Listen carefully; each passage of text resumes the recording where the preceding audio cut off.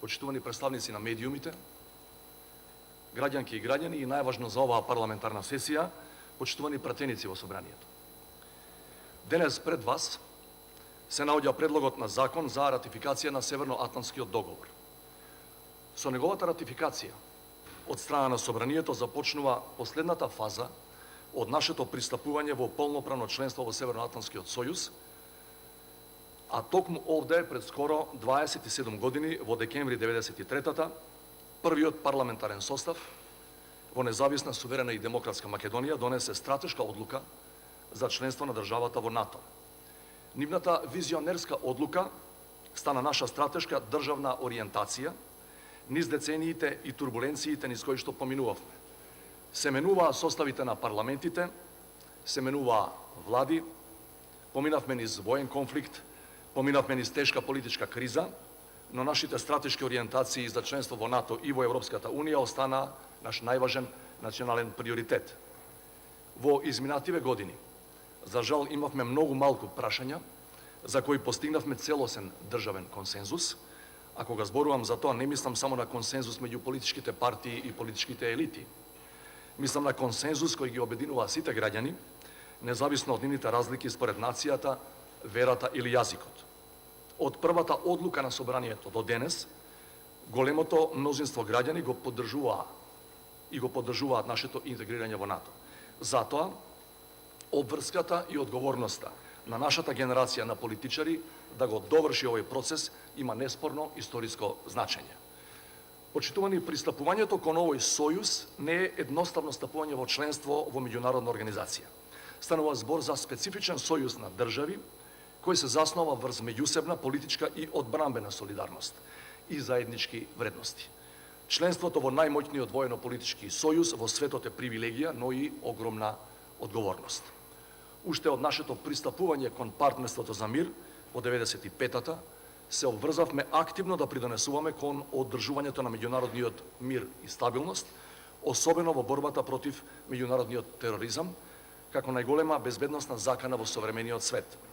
Нашата посветеност кон оваа задача и нашата солидарност со сојузниците во НАТО ја докажавме преку учество во повеќе мисии на Алијансата во различни региони во светот во изминативе години. Сега, кога и формално ќе станеме 30-та членка на НАТО, нашата одговорност се зголемува, а реформите не запираат. Како полноправна членка пред нас ќе биде одговорноста за спроведување на одлуките на Алијансата, во чиешто донесување сега ќе имаме еднаков глас со останатите сојузници. На внатрешен план, тоа значи да продолжиме со подобрување на животниот стандард на војниците и старешините, со нивната обука, со модернизација на опремата, воопшто со зајакнување на воените потенцијали да ги препознаваме и да се справуваме со современите безбедносни ризици и закани. Во таа насока, зголемувањето на буџетот за одбраната до најмалку 2% од нашиот бруто домашен производ е обврска која секоја сериозна држава мора да ја почитува. Почитувани присутни и почитувани пратеници, членството во НАТО немаше да биде возможно без длабоките политички промени кои се случија во изминативе години во нашата држава. Новата политика кон соседите и цврстата заложба за решавање на споровите заради градење на добрососедски односи се темелот на нашиот успех во остварувањето на стратешките цели. Компромисите кои што ги направивме не беа ниту едноставни, ниту лесни, но факт е дека договорот за решавање на спорот со името со соседна Грција и договорот за добрососедство и соработка со Бугарија се клучните одлуки кои не донесоа до целта. Нивното доследно почитување и спроведување е единствениот пат кон заслужување на почита на сите држави сојузнички во НАТО, но и на останатите субјекти во пошироката меѓународна заедница.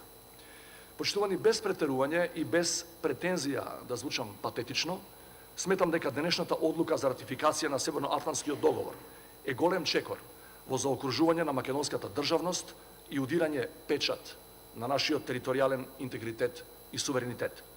Честа да ја донесеме ова историска одлука ја добивме ние, представниците на граѓаните во законодавната и во извршната власт. Сакам во оваа прилика да изразам посебна благодарност и до сите генерални секретари на НАТО, почнувајќи од Хавиер Солана во 99-та, кога станавме земја кандидат, преку лордот Робертсон, се до господинот Столтенберг, кои се залагаа за наше членство во Алијансата без остаток и кои беа и останаа наши пријатели. Благодарности до Канцеларијата за врски на НАТО во Скопје, чија што експертска помош и поддршка од незиното етаблирање пред 20 години до денес беше важна движечка сила зад нашите реформски зафати. Почитувани дами и господа, сега останува сите ние, граѓаните на 30-та земја членка на Алијансата, вложениот труд во изминатите децении да го ефектуираме, да докажеме дека сме достојни на овој успех и да му покажеме на светот дека кога се верува во исти вредности, не постојат разлики меѓу малите и големите држави. Благодарам. Ви благодарам и јас.